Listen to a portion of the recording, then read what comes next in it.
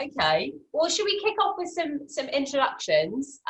People are still sort of, I feel like we've hit a little bit of a plateau, so that's good. So firstly, everybody, thank you so much for joining the Pareto Sales Surgery. We have three fantastic guests today. We've got Joe and Aaron from Uber Eats, and then we have Josh from Leyton. So rather than me introducing them, I thought I'd hand it over to them. And guys, if you could just share a little bit about you, kind of where you're at in your career, what role you're doing today, and then a bit about the business in terms of the business that you work for. Josh, who do you want to go first? Yeah, me go first. on. Okay. You kick us off. So my name's Josh Perry. I'm currently head of Manchester and also head of UK sales development for Leyton UK. Been here for about 8.5 years now, which is a bit of a stint. I'm borderline institutionalized, I think, at this point. Started on in the graduate role that we still recruit for now, and sort of worked my way up from there, really. But through a few different roles, did obviously that role, a bit of a team leader role, a bit of a BD role, moved into a more operational role, and then moved into the management of the sales development department, or inside sales department, depending on what you want to call it, about 5-6 years ago. And we've sort of grown it from, at that point, it was about 4 people, and we're now, I think, over 80 now, and across 4 sites as well. It's just London at the time. In the meantime, obviously moved to Manchester myself to set up this office. So it's been a great journey. Actually been very fortunate with some of the opportunities that have come my way, but really enjoyed it. In terms of Leyton, what we do, we're a management consultancy firm within the financial services sector, specialise in a few areas, but the 2 biggest things we do would be around innovation funding, so basically securing investment or tax incentives for companies which are basically doing cool stuff. If they're improving their product line, or making something healthier or go faster, stuff like that, we can support with that. A lot of IT stuff as well, and also we have a employment law division, a sister company called Lex Leyton. And that supports companies with their people. So everything from, could be a problem employee all the way through to, at the moment, I think the furloughing schemes, no one knew how to apply that, for instance. And so lots of our clients were using us to do that compliantly, things like that. I think that's probably in a nutshell, me and Leyton. Yeah. And what's the kind of culture like, Josh, just in terms of the feel of the team and the business, just to get... Yeah, I think I love the culture here. I mean, I've been here for 8.5 years, so if I didn't love it, I wouldn't be here. It's a high achieving culture, and I think everyone kind of says that, but we do hold ourselves to high standards here. It's kind of the attitude of do the best you can, which we sort of try to instill in graduates from day one. Part of the reason we hire so many graduates actually is because it's almost that blank canvas. It's a bit easier to instill that sometimes. People here do work really hard as well, which is, again, pros and cons to it, but I personally, I feel proud doing a hard day's work, and I like to try and instill that feeling in other people as well. But also very, very social. We have obviously a lot of graduates coming in, and over the last sort of 8-9 years, those have progressed through to very senior roles now. But with that comes a really fun culture, a really social culture. Everything from the obvious stuff like Friday beers, but I think a nice example here is there's a number of instances where people move to Leyton not knowing anyone, perhaps moving to a new city, particularly in London, where people tend to gravitate there from all sorts of parts of the country, parts of the world even. And we've got loads of people even living together now, which I think shows you how well people get on here. The fact that people choose to sort of do house shares, and we had something called the Leyton Mansion in Clapham at one point as well, which probably gives you a nice insight into how well people get on here. And people are really good friends as well as colleagues, which is key, I think. Yeah, that's great to hear. Aaron, Joe, do you want to kick us off, and then Joe? Yeah, sure. Yeah, so I've been in sales 12 years now, so I kind of fell into it. I played rugby professionally for a short period of time, let's put it that way, and then kind of fell into sales and got into the hype and the environment, like Wolf of Wall Street sort of style environments. I've worked with some brands like HSBC for a number of years, Swinton Insurance, and Google. I was at Google for 3 years, managing the UK and Ireland digital advertising teams. From then, I went to an IT startup business, looking at growing that team from sort of a small family-run business to trying to get a little bit larger, and then they were acquired. And then I've been at Uber now since January. It's been an exciting ride, obviously, like definitely not the first sort of 9 months that I'd planned. Supposed to be in London, but get to be up in Leeds, so there are some benefits to that. But yeah, Uber's awesome. Like, to be totally honest, everyone will say that about the the place they work, but it's a young, fun culture. The caliber of people that we see come through our door is ridiculous, and it's probably the first business where it doesn't matter what area you're in, everyone kind of supports each other. So like, I think Joe and I won't steal Joe's limelight because we've been there about the same time. But yeah, we've seen a lot of changes across our team, which I'm sure we'll come on to later in the seminar. Yeah, great. Joe? Yeah, so I've obviously been at Uber since December, so like just a couple of weeks before Aaron. But I started off and spent the majority of my career working for Gumtree, the classified website, and eBay. So I was working as part of the motors proposition there. Spent a good few years where I transitioned into management, and then before I took this job, did a year out doing peer-to-peer financial services sales for a company called Funding Circle. Yeah. Joined in December. We got a great team. When we started off, we had like a one-size-fits-all model with all people selling into the same market. But then Aaron and I done a lot of work to make sure we're like diversifying the focus of our pods, having expansion sales, densification sales, looking at like convenience stores, things like that as a separate entities. But yeah, to kind of reiterate what Aaron said, everyone at Uber's great. You sort of meet a lot of great minds, which is lovely to work alongside. And the team that we have, couldn't really ask for more of them. They've worked really, really hard, tackled the difficulties of COVID admirably. So yeah, I'm really enjoying it. Yeah. No, I think that brings us really nicely on, because clearly you started in December, and then I guess what everyone talks about is lockdown in March. How has your business experienced growth in the last 6 months? What's it been like since you joined, I guess? Is that for Uber question? That's an Uber question, yeah. All right, sorry. I'm taking that one, Aaron. Sorry, I need to learn. It's fine. We'll just take it in turns. Joe and I'll just answer them. Sure. So since March, we've kind of seen significant growth in our Eats business. Primarily, obviously, Uber's known for our rides business, but when COVID hit, obviously it had a huge impact on our rides teams. And the plan for the business was to kind of counteract the reduction in taxis with obviously deliveries through our Eats apps. During COVID, the business made loads of changes to support sort of the community through the pandemic. And rather than focusing solely on sort of our restaurant partners, we've kind of looked to other channels, such as like convenience stores, for example, mainly to prevent people queuing 90 minutes for toilet roll, I think was one of the key drivers for that. But we've had loads of other exciting projects as well. Like we've got Uber Pharma coming up, where you can get pharmacy, your prescriptions delivered to your door. But also that we've done many other stuff. So like Uber Boat, for example, that some of you may have seen on the Thames. So that's very, very popular at the moment. Specifically in our area, we've kind of taken the team from sort of 21 reps probably pre-COVID, and we're now just short of 50 now. And again, we are at 50 headcount, but we have seen sort of 6 other people progress into other areas of the business. So we have had quite a lot of growth, so doubled pretty much since before COVID. And again, myself and Joe were actually, it's crazy to think that we haven't met like 80% of our staff. I think that's probably one thing that is still settling in, that we haven't met many people face to face. For the business, we kind of needed this growth with everything happening with COVID. Like our aim was to get 85% UK coverage by the end of this year. And Joe and I kind of split how we work that. So Joe's responsible for sort of our expansion areas. So him and his team focus on the areas that we necessarily don't currently operate in. And they focus on sort of branching us out of the largest cities where we do operate. And then my role up with my team. So I have a densification team who focus on sort of the cities that we do operate in. We're just trying to get as many more restaurant partners on board as possible, but also our convenience team, again, like I touched on. So we work with the likes of sort of Nisa, Londis, Costco, Bargain Booze, those sort of things. So people can get anything delivered to the door, especially through lockdown. Like we saw some amazing growth, like our London orders went from sort of London alone, sort of 650,000 deliveries. I think 1 week we hit 1.2 million. So wow. It's a lot of orders in a week and some fantastic growth. But again, Joe and I couldn't have done it without the team that we use at Pareto. Like we give them ridiculous timescales. We might turn around with like 7 days in advance and just say like, guys, you need 8 people by the end of next week. So it has been interesting, fast paced, but overall like really, really rapid growth, and it's been exciting.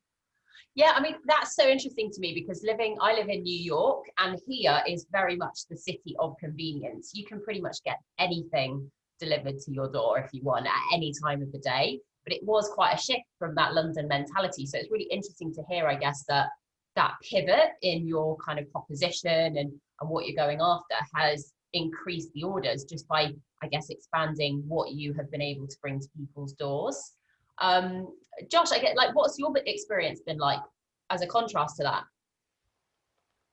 With recruiting, with working from home, do you mean? The business, how has it grown over the last 6 months? Yeah, I mean, we initially, when the lockdown happened, if you like, we obviously transitioned everyone to working from home, which probably took a couple of days to get set up. But then after that, we kind of just carried on business as usual for up until June, where we started to recruit again. Since June, we've taken, I believe, about 42 people on board, 42 graduates, which has been fairly intense. I know Pareto has been part of that as well. It's been, I think, an interesting and challenging time as a manager. I think Aaron's point there about hiring people and never meeting them. I think, as managers, hopefully you've got a good interpersonal skill set, and it's certainly, I think sometimes it can be hard to replicate that when people are obviously, potentially, 40, 50, 60 miles away and you never met them. So we had to sort of work hard to make people feel included and things like that, and actually making the effort to get to know people informally, I think.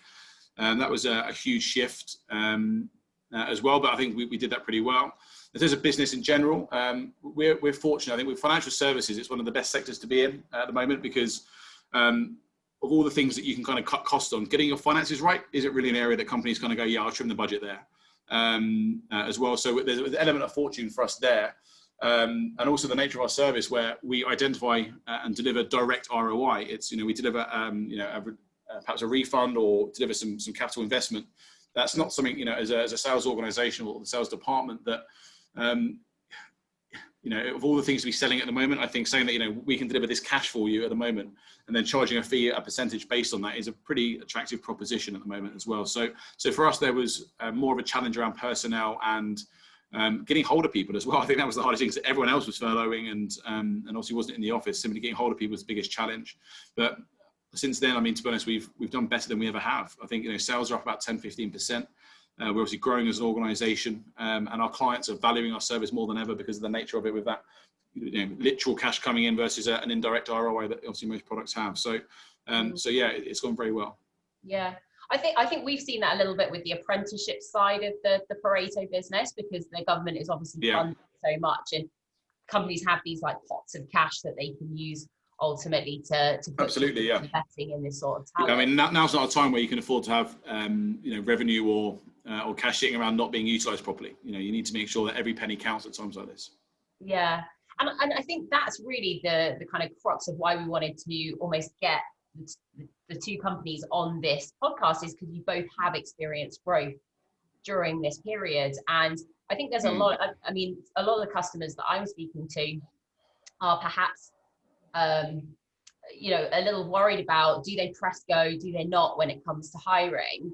I'm wondering if you could just share with us a little bit about some of the decision making that happened within your own business that made you decide to press ahead and continue to grow and hire in particular during the class. I think for us, I mean, like part of it is being an ambitious organisation is that you take risks occasionally, and I suppose it was a risk for us to crack on, but for me it was it's about balancing that risk. And for us, we were obviously speaking to people like Pareto and obviously other organisations, and I knew that the job market, even just watching the news, it was obviously very sad to see, but lots of people were losing their jobs, and even some of my friends that I know are really talented salespeople were being let go through no fault of their own. And for me, I knew that the job market would be as deep, and that pond would be as deep as it's been since 2008, 2009. In terms of having really readily available talent that you otherwise, frankly, wouldn't be able to get hold of. So to me, it was a case of trying to capitalise on that opportunity and offer that support to, I guess, those talented people out there that had been let go. And also, as an organisation, we've really benefited from having people come in that are incredibly motivated because they've kind of been let go from another employer who potentially, didn't sort of have the financial security that I suppose we have with the nature of the success we're experiencing, and they're incredibly grateful for the opportunity. But also, we're able to get people with perhaps more experience than we ordinarily would see. A lot of good salespeople simply aren't looking for jobs. I know that the ones that top performing salespeople are already looking for an opportunity because they're well looked after, they're earning good commission, their managers probably being quite nice to them. you don't get a sniff to get candidates like this normally. And for me, it was an amazing opportunity to tap into that, and that was a key part of it. And it's to be honest, it's worked out pretty well for us as a result. Yeah. Uber Eats guys, what would you say is your experience? I know, Aaron, you kind of touched on it a little bit there, but Joe, I don't know what your thoughts are. In terms of hiring remotely, yeah. So I think so I guess just people are feeling quite nervous about, do I hire, do I not hire in this market? And you know, how did you make the decision just to press ahead? And you know, because pivoting your whole business model is quite a brave thing for Uber Eats to do. How did you, what were the conversations that happened internally? Yes, I mean, I think for us, growing our sales team is something we intend to do regardless of the challenging circumstances that COVID puts in. Like, we've got aggressive targets, we're always going to hit them and need to push on kind of regardless of the circumstances around it. I mean, unfortunately, we work in an industry that as a result of the restrictions on traditional socialising venues, kind of restaurants, bars and pubs, places like that, they then became of a wider interest. Well, we became of an interest to a wider market of like food vendors and stores across the UK. We're able to react to that demand, and as I mentioned before, like diversify our offerings into expansion, identification pods, as well as entering convenience stores as a market. But for us, I think it's a predominantly telephone-based role, so we did recognise pretty quickly that as long as you've got accurate, specific reporting, the ability to get FaceTime via apps like Zoom and hold remote team meetings regularly, you can maintain the momentum that people would have had in the office and bring that back to the home. So yeah, to basically for us, I think to summarise, it's really important just to make sure we stay tight to the vital metrics, offering like consistent pillars of support to people who are working remotely, because it can be quite a lonely job. And through that, we've actually increased our rep productivity since we left the office. So it's been great results for us all around. Yeah, I think that's so interesting. The certainty with which you guys went into, you know, we were going to grow anyway. You know, it almost doesn't leave room for the fact that you weren't going to grow. And I think one of the things that I've seen is over this kind of maybe slightly kind of bumpy ride is that people have doubted themselves and organizations have doubted what they need to do. And that level of certainty is probably part of the reason that you've been able to grow, because there's no excuses not to. It's kind of like, no, let's work our way around that. I think that's interesting. Yeah, we literally had no option. We needed that additional headcount quick. Yeah, it was get on with the job. I love it. Yeah. So what was hiring like for you in terms of your hiring process? What was it like before going remote, and how have you kind of adapted it? To be fair, so like previously with lockdown, we've done a number of assessment days with Pareto. Like myself and Joe would usually go down, usually at the Pareto office, and run an assessment centre. On average, though, we'd probably be looking sort of 4 to 6 reps usually that we'd hire for at any given time. We'd obviously run the assessment day with them, do some exercises, get to know them, and do one-to-one interviews. And then generally we would offer people on the day. It's the way we like to do it. And then Joe and I would take them out for meals and drinks to kind of get to know them at a bit more of a personal level once we'd offered them the role. And sometimes our existing team would come down as well. So that was always nice, and that's something we really enjoyed doing. When kind of COVID hit and we needed to grow quickly, it was kind of like we had no choice apart from to increase headcount in a short period of time. We knew that recruiting was the only option for us. Sorry, can anyone hear my dog's going nuts in the background? Oh. I hope not. I actually just muted Joe because I thought it was Joe. No, sorry. You thought Joe was barking? It must be Guy in the garden. Sorry. No, apologies. Someone's at the door. They'll go. It's fine. So we knew like for recruitment for us wasn't, and we had to do it, and we were a little bit apprehensive on how we were going to do it. It was kind of like the team at Pareto pitched the idea of a virtual assessment day. And we had an assessment day literally booked the week after lockdown. So there wasn't much we could do. We needed those candidates. So we ran our first virtual assessment day, probably like, I think it was like the second week of March. And realistically, like, I think it was probably the best thing we ever did. Like, we really, really enjoyed it. It was such a good day for myself and Joe with the team. And since then, we've kind of run 3 or 4 virtual assessment days again. As I say, usually like 4 to 6, but we did increase the headcount on a number of occasions. And again, not always providing the easiest time scales for the Pareto team either. We like a challenge. It's fine. So, Josh, I'd love to hear your opinion, and then it would be great, I think, just to talk a bit about, you know, the differences that you saw. But Josh, go ahead. Yeah. So I think the recruitment process in general is similar to Uber Eats. So we basically did the graduate assessment days was the bulk of how we recruit. It's very efficient. You take 3 or 4 managers along, and obviously you can get an insight into what candidates are like, and you replicate, probably 15, 20 man hours of interviews quite quickly in an afternoon. So that works quite well historically. Obviously, that simply wasn't an option because of COVID. We also did the online assessment days. I think I actually, whether it was just because it was something different, and I've probably done 30 assessment days now, and maybe it's just the fact that it was a different format that I found a bit more engaging, but I actually preferred it, the online version. I think for me, the challenge with recruiting in bulk in that format is that trying to, perhaps there's 3 or 4 candidates in the room you'd like to see more from, but they often end up in different breakout groups in different meeting rooms. And it can be quite hard to assess the candidates that you've kind of got your eye on and seeing what they're about, and an insight into their personality and attributes, things like that, without walking around and stalking someone and it looking quite odd, frankly, or like you've obviously only got eyes for one candidate and it's a bit demotivating for the others. So what I really enjoyed about the online format is that you can kind of actually get a real insight into the perhaps the 3 or 4 candidates on the day that you're particularly excited about, and watch them and how they engage particularly, and you can kind of perhaps without too cold, the candidates that you perhaps feel aren't for your organisation, you can kind of perhaps not necessarily look at as much, if you like. Whereas before, if they're in a meeting room and they're shouting and they're distracting, it can be quite hard to get that insight. So I actually did prefer the online format. We've also done a lot of traditional recruitments of the first stage, second stage, third stage approach. So we did historically had a 2-stage approach, but extend that to 3 stages.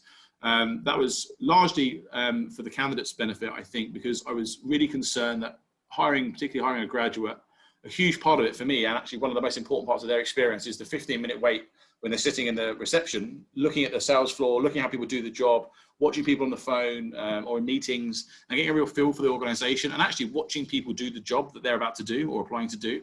Because quite often, as a grad, you haven't done a job like this before. You've got an idea, but the reality can be very different. And I was really conscious that candidates were missing out on that opportunity. And the reality is we can't replicate that, unfortunately. But what we did was make sure that they met more people, from junior, middle to senior management. They kind of got that exposure to all 3 aspects. We also introduced a role play so they could have although they couldn't see someone doing the job, they had a bit of a go at doing it themselves. Just so they could think, actually, would I want to do this 60, 70 times a day? At least they've tried it once, so they've got a bit of an insight as well. So that was a key change for us. But otherwise, it was the interview process and the content was the same. It was just introducing that extra step just so the candidate got a bit more exposure. Yeah, because I think that was a big part of why I took the job at Pareto. Was I walked in the offices and I saw the buzz on the sales floor, and I introduced myself to different people.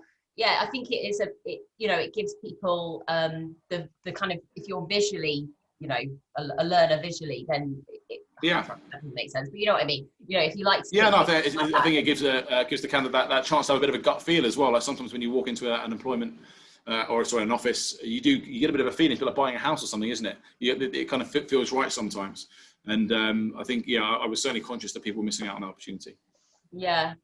And do you feel like that's made a difference to the type of people? I know you touched on it in your introduction, but do you feel like that's changed the type of person that you wanted to hire in the office?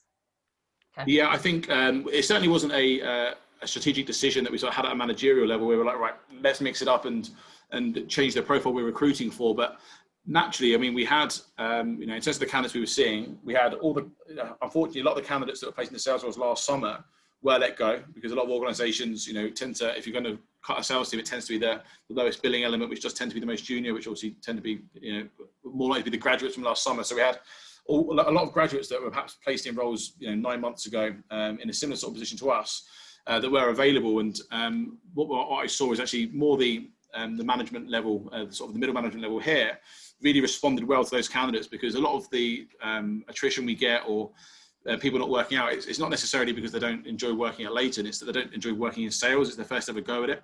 Whereas actually, if someone's kind of worked on a phone before, or done a BDR role or an SDR role somewhere else, they know kind of what it's about, and there's less risk of them coming out and going, actually, this isn't the career for me. So I think that our management team really responded well to that. So I think we've probably gone from about a 90% sort of fresh graduate rate, if you like, first proper job, to about 50-50 now. We're at second jobbers, or maybe even third jobbers in some instances. And that has pros and cons, actually. I think that the pros, of course, is that they've got a bit of a skill set, they know what the job is, tend to be a bit more organised and things like that when they come in. But you also, I certainly think our training is excellent, and quite often I mean, I'm sure other organisations do as well, but we have a really structured and dedicated function in our business that's taking people on a journey in the first 3 months. And one of the challenges with recruiting with that was that some people have already been through a similar process somewhere else. They're kind of like, they think they already know it all, I suppose, and that can be a challenge, trying to untrain and train someone. But I mean, that was the exceptional cases. I mean, generally people come in and they've got a bit of a skill set and they want to build on it with what we have to teach them, and it's worked out pretty well. Yeah, because I think it's an interesting time in hiring from that perspective, because it'll be interesting to see how it swings back, because I think often a lot of, the reason that we, if you like, set up Pareto was the fact that, there was a lot of maybe a lot of experienced candidates out there on the market. It was very hard to differentiate who was good, who wasn't, because there was, everyone interviewed well. So the whole idea of kind of stripping that away was you focused more on the competencies, which it sounds like you're still looking for. It's just that maybe people have a little bit more. Yeah, I mean, it is. I mean, certainly I do the final stage, yeah. But when I do the final stage, it is the experience is a feature. Of course, you consider it. But for me, ultimately, I'm hiring an attitude and a skill set. Well, actually, more the attitude, to be honest. I think that's when you're looking to give someone or for me, when I'm looking to give someone an opportunity, it's, do I think this person's really going to relish it, work hard, take on the training, and see Leyton as a career?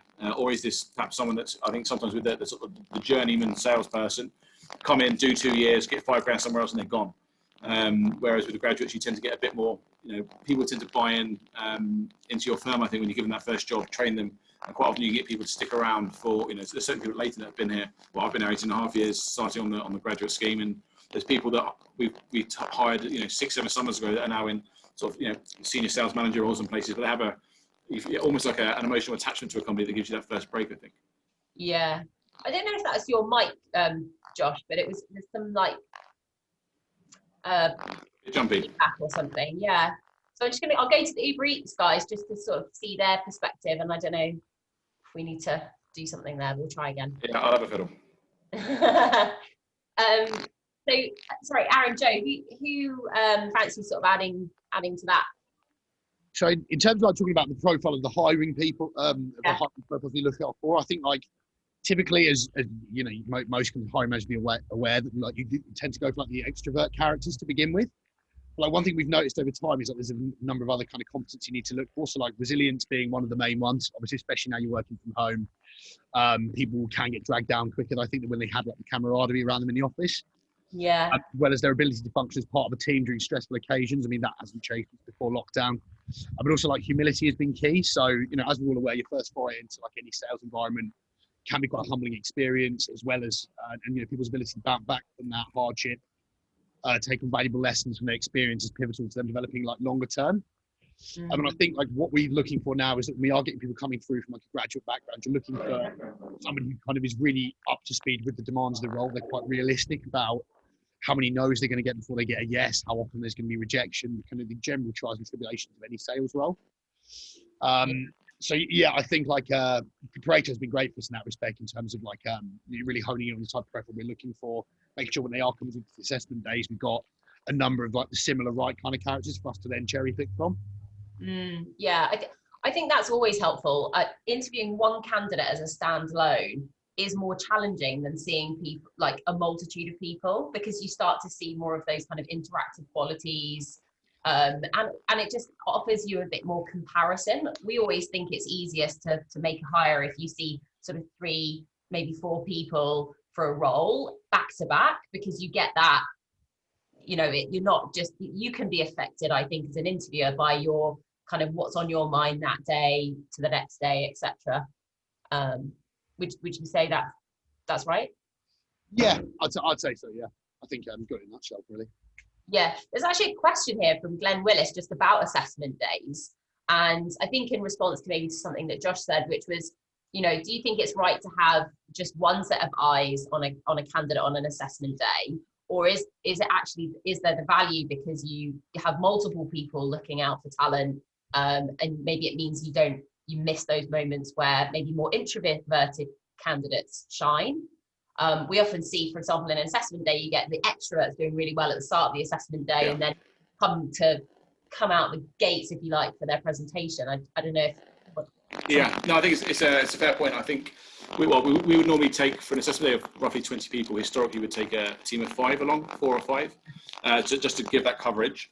But I think it's a fair point. Extroverts do tend to stand out more in these days, but I think that's partly something when you're doing the assessing, you need to bear in mind is that like often our most successful salespeople are introverted people as well. So, and part of it is looking out ultimately for sales talent, not just the loudest people.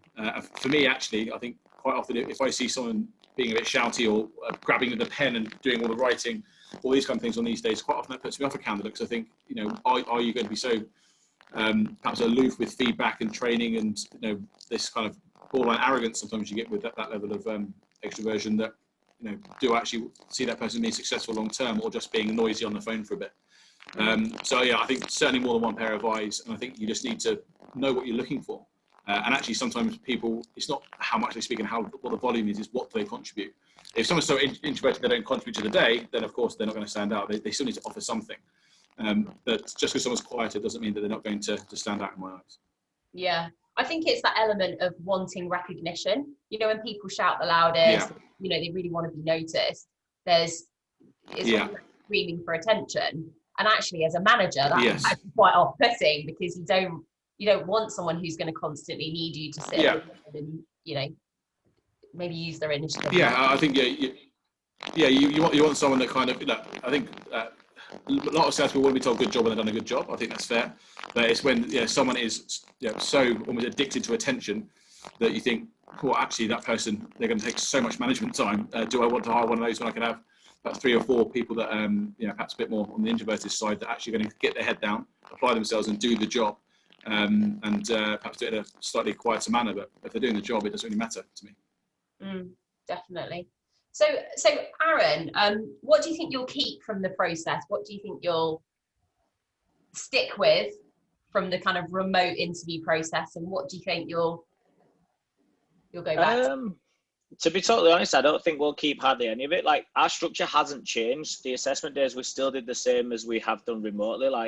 And that's one thing we wanted to keep, like consistency across our applicants. But it's also like, we've seen some amazing results from the people that we hired. So even though we changed to do them remotely, we've kept the same structure. Like, I think Joe will agree that face-to-face for us when choosing our candidates, we much prefer. And I think we will probably just revert back to that. Like, since hiring, I think everyone's really looking forward to kind of getting back into the office. And I think that's one thing that when we do our new hires, that's probably what they miss out on the most, actually getting to see the Uber office and spending time there. Like, they are quirky, they are fun. And that's probably one thing that kind of gives new starters a second wave of excitement this time around. So you always have that excitement of starting a new role. And then obviously our guys have the excitement of actually getting into the office then, and then it all becomes fresh and new again. I think the main thing, Joe and I are just looking forward to getting back to like our snacks and our unlimited supply of food. Like, having to make our own lunch is proving challenging now. There's so many perks I can imagine to working in your environment. Not always a perk. Not when. No, it's not. Waistline, probably not. No. It's tough. But I don't know. I think I've been seeing the same. Whereas I have a team of people that are itching to get back in the office, and then there's a few that are a little bit more reserved, maybe because of transportation, etc. But I think everyone agrees that they'd love the flexibility to almost do both. What do you think you're seeing from your kind of team in terms of that what's that right balance? I think we have had new stats. So basically, like, we did it at Uber, we've kind of phased our return to work. So we started with like 20% of the office being able to go in on like a volunteer process with 1 or 2 days. And now it's a little bit more flexible, but like, our office is technically completely voluntary to go in up until June. So like myself, I'm in Leeds at the moment. Like, I'll probably stay in Leeds for as long as I can. But obviously, like, it would be so good to be able to get down and meet everyone. But it's a mix really, because a lot of people that were based in London have now moved outside of London to go live back with family, or some are renting with friends on the outskirts of London. So they've just got different scenery. I'd probably say it's like a 60-40 split. Like, 60% of the staff would quite happily stay working at home. And 40% would really like to be getting back into the office. And I think, like Joe's already touched on, like, it hasn't impacted our productivity at all. We've kind of increased. and I think for myself and Joe, we work better at home because it's so easy to get distracted in the office. There's so much going on. It's big open plan. There's always something happening. So although I do miss kind of the interaction at times, I think having that flexibility to just pop in and out as you wish would be quite beneficial. Yeah, I think the bit that I miss is almost the eye glance around the office to sort of sense check how people are feeling. I don't know if you do this, where you go in and you can instantly tell the people in your team that haven't got the right mentality for the day, and that is so much harder to do when you're there's like a screen between you. Is that kind of just like physical sense of whether or not someone's got the right attitude for the day ahead. We actually have a question here from Toby, who's just asking a bit about the recruitment strategy of perhaps going after the more experienced staff at competition. So I appreciate Uber Eats doesn't have competition, obviously, not for the purposes of this, but have you guys thought about maybe going and headhunting or taking competition from top sellers from your competition at all during this time, while perhaps there is a lot of movement in the market? So was that for that was Uber? For Uber Eats? Yeah, I was interested to understand your perspective on that. Not for our S&B teams. Like, it is classed as quite a junior role, and the people that we've hired previously, it works for us. Like, we have very little churn of staff. The people that we get in are the right caliber and they deliver some fantastic results. I know that sort of some of our field sales teams, we've had people come from sort of Just Eat and Deliveroo. But no, it's not something that we've considered, really, not for our department anyway, not in the short term. Like, if we were looking for more experienced roles, like maybe some leadership roles, then potentially that's something we'd look at, but not at this time. Yeah. Okay. Thanks for your take on that. I can understand that potentially, because I would imagine the SMB market is more those kind of like homegrown, up and coming talent, whereas the more kind of field sales base, you might need a bit more experience for that type of role. Yeah, makes sense. So Josh, just to get your take, what do you think you'll kind of keep from the interview process, and what, if anything, do you think you'll revert back to? I like quite a lot of what we've changed. I think there will certainly be bits. I think our training, I think the biggest change we made to our training was sort of, I think, acknowledging how intense it is onboarding. So we basically to start with, we almost cut and paste our onboarding platform, or sorry, our onboarding process from what it used to be in meeting rooms to just putting it on Microsoft Teams. And what we realized is that from a candidate point of view, is that meeting in a collaborative room and communicating with people and all that kind of stuff isn't too, or is intense, but not too intense. When you're staring at a screen with 8 other faces on it, or maybe 10 other faces on it, whatever it may be, and constantly being on edge, because you might be asked a question next, asked your opinion next.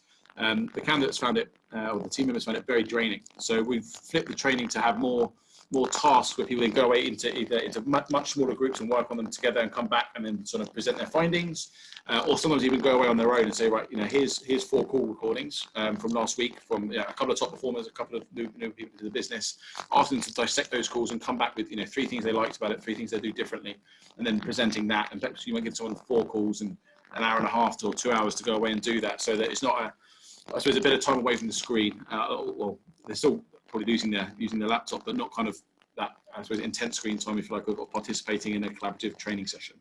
But I quite like that in general, actually. I think that's something you could easily flip to sort of real life face-to-face format, sending people into breakout groups rather than just having bigger cohorts. So I think we'll certainly keep that. Otherwise, I think, similar to the Uber Eats guys, I think that my preference still, I think particularly with new joiners, is it's so important that they get a feel for the business, for their manager, for their colleagues. But more importantly, I think being in the office as well, they get to see what good looks like. They get to see what people are doing the job, people that are smashing the job, making the job look easy, how they operate, whether they're walking around, whether they're sat down, or listening to how they engage a client. I think that's the biggest thing about not being in, that I think new joiners miss out on. We can send them call recordings and all this sort of stuff, but it's not the same as watching someone work for 8 hours and seeing how that person's successful. I think that's something you simply cannot replicate with video tech. Yeah, I mean, that kind of segues me into, I think a lot of people are nervous about maybe starting hiring again, especially if their team are remote, because they see that the performance won't be as good. So I don't know if you could I've skipped in terms of like the dialogue a bit forward, but could you just speak to what you've seen as the performance of new starters and yeah. around that? Yeah, I mean, I know you joined us. So actually, one of the managers in Manchester was presenting a comparison this morning over the UK comparison on how New Joiners are performing within context, and it's our best ever we're seeing from graduates in their first 3 months, which is the initial time frame we measure it over. So it's going very well. Is the short answer. I think we've had to obviously make some tweaks and things like that, but I think that's a reflection of the. I guess we were so conscious that it would be harder, that we put so much more effort. Not that we didn't try before, but we really have. We've hired additional staff, the managers. We've taken recruitment and other bits off managers to free them up to do more training and coaching, because we were so worried that it would have a negative impact that we've perhaps even overcompensated to the point where now the results are as good as they've ever been. So it certainly is doable. I think as an organisation, you have to accept it's going to be harder. If you just cut and paste, you won't get the same results. But as long as you make those adjustments and put the extra resource into it, there's no reason why you can't have the same, or as we're seeing, even better results. I also think part of that, I think it's probably 80% the improvement in the training and the attention that we're giving it. But it's also a reflection, as I mentioned earlier, that the quality of candidate on the market at the moment. You've almost got 2 summers worth of graduates to recruit into, or to recruit from, which allows you to hire really, really high caliber people, because there's so many to pick from. You can really wait till those people come in. You go, that person's going to be successful. You can always wait to be excited after an interview to bring someone in, and I think that's a big part of it. Yeah. Joe and Aaron, what do you think in terms of the performance? Because you've basically hired throughout. So what have you seen in terms of the performance of the people, and what have you done to kind of aid that ramp up? So in terms of the recruitment that we've done 4 full phases, I think it is, during lockdown, Aaron, is that right? So it's like 3 in May and June and 1 more recently. Obviously, off the back of it, spent a considerable amount of time reflecting on factors that have sped up, inhibited the development of reps. Essentially, what we came to as a conclusion is that, especially in the first month, like the incubation period, so to speak, you need like a really tightly scheduled and organised training plan for the reps. So typically we're looking at like 2 weeks, very, very classroom heavy training. So like a 3-day initial training course, which we actually use one of the designated Pareto sales trainers for. Then we do like a couple of days with our team leaders. That's mainly going over like system access, basic training to people to navigate the systems. And then when you go into that second week of intensive training, a lot of that is to do with like the new reps zooming, observing and shadowing the more senior salespeople as well as the team leaders. We tend to do that on like a cyclical basis. They get to see everybody and get like a variety of different opinions.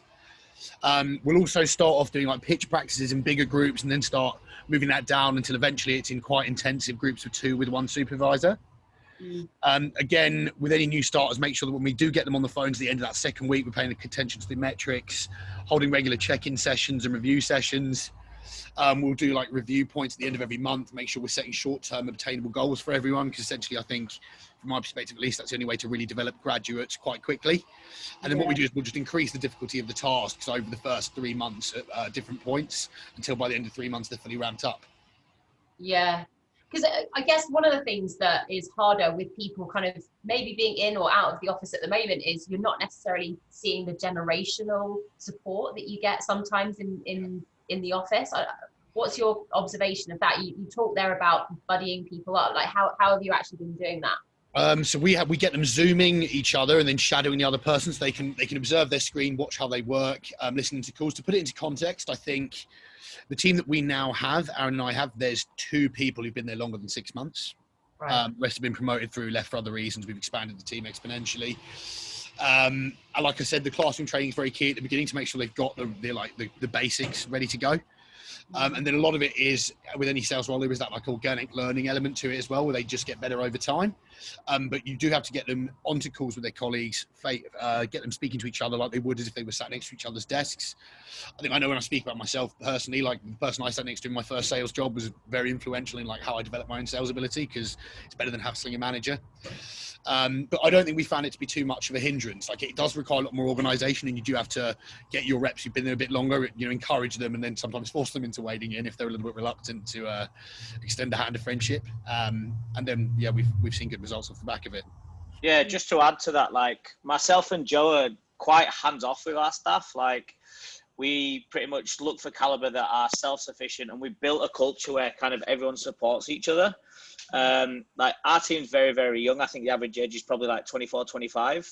And I think that like we were quite apprehensive about how that was actually going to work. and how they would work through lockdown with being so young. But like, I think the main key thing for us was our team leaders. They've been unbelievable. Yeah, I think a big question through this time, and it's actually one of the questions here is, you know, about keeping teams motivated remotely. So you talked there about your team leaders. What do you think they were doing that has meant that you described them as fantastic? What made them fantastic? I think like they basically, Joe and I, when we first joined, I think that their role was kind of not really outlined. They didn't have clear roles and responsibilities in what was expected for them. They were kind of just someone to go to as a point of contact for the reps. And Joe and I kind of wanted to empower them to kind of look after that team a little bit more. So our team leaders join us on some of our assessment days. They will actually conduct all the onboarding. Joe and myself don't do that. It is our team leaders. And I think it's good for people to actually learn off people that's done the job. Like Joe and myself will tell you, like if we needed to create an account and send all our contract through Salesforce, we couldn't do it probably. Like, not as well as our team leaders and our reps can. So like they've been responsible for sort of training them and supporting them. And again, like we've touched on our culture, like we have a huge Slack group with all our sales staff in, and new starters literally can just put, can anyone help? And within a minute, you'll see like 5 people sending Zoom links where they'll all jump on and really, really get stuck in with each other. And that's not just team leaders, as Joe's touched on, like we have two people that are 2 sales reps that have been there longer than 6 months. So it's kind of like, even our experienced people are not experienced, but it's good to see like how everyone's pulled together and worked together, like new and old staff alike. And I think that's, again, a culture that Joe and I are really, really proud of.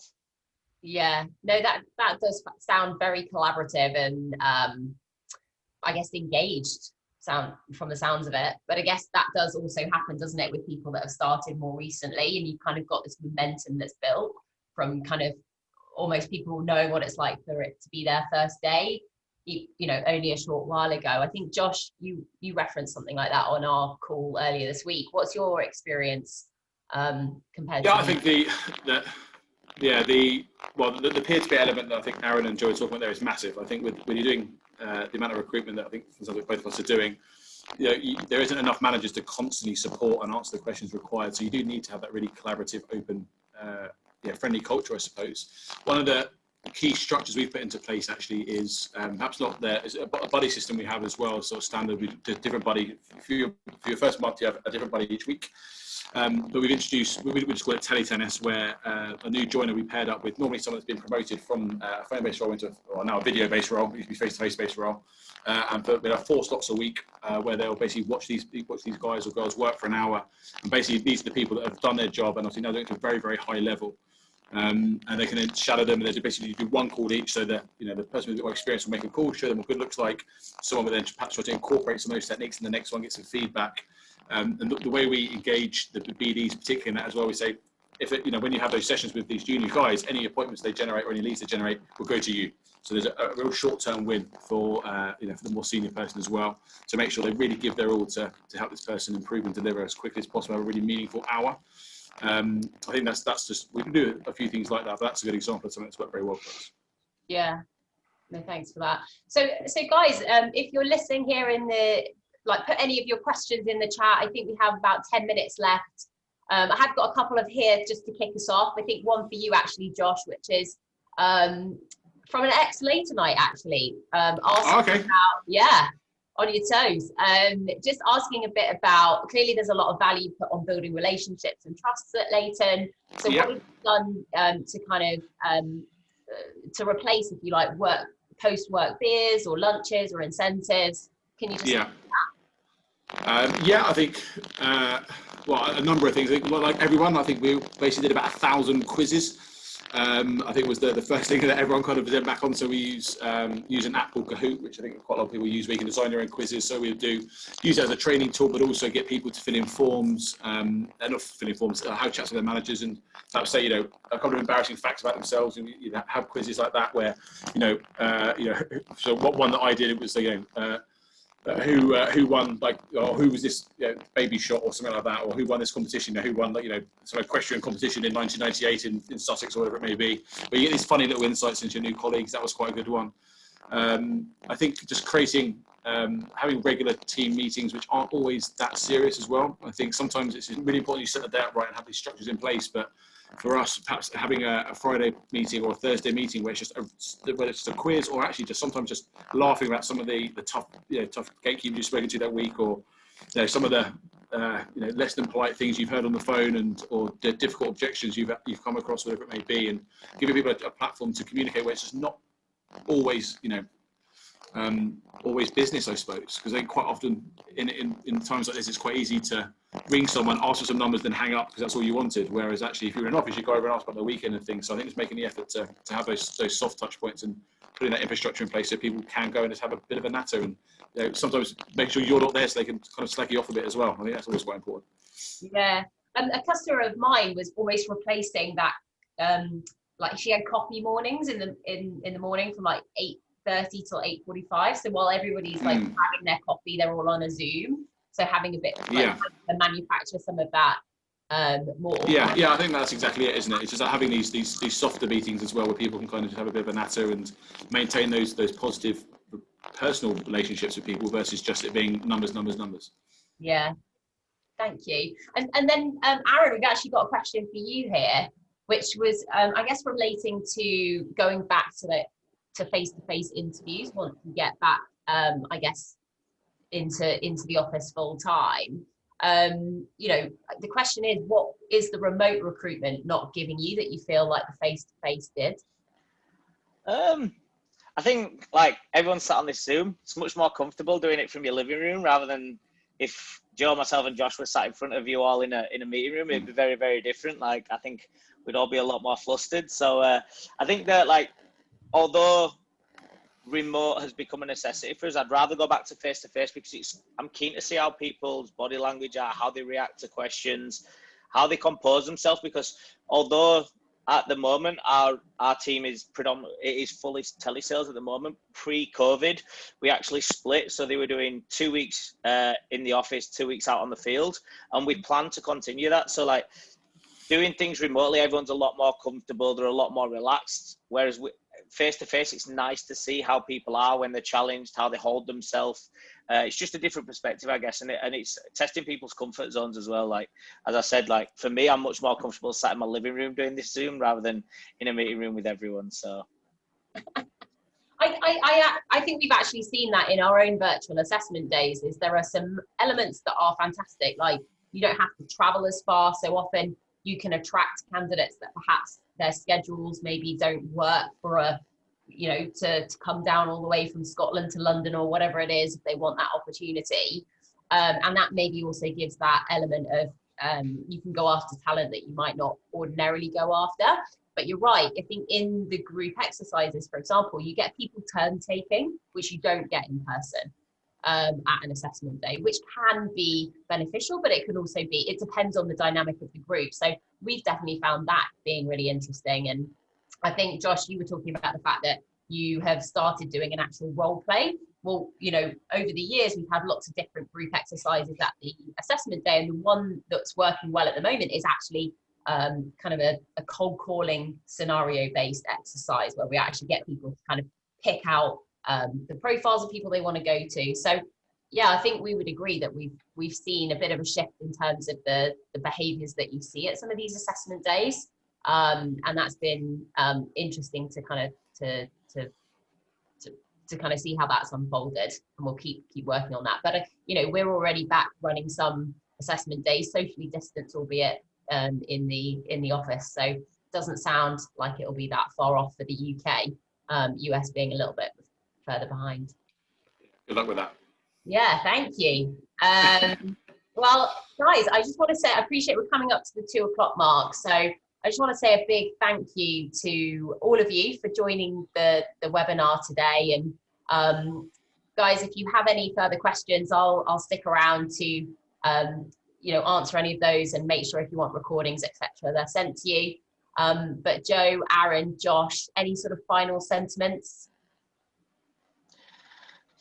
Nothing from me. It's just been a mad 6 months. It's been fun, it's been challenging, and I'm looking forward to getting back to normality a little bit.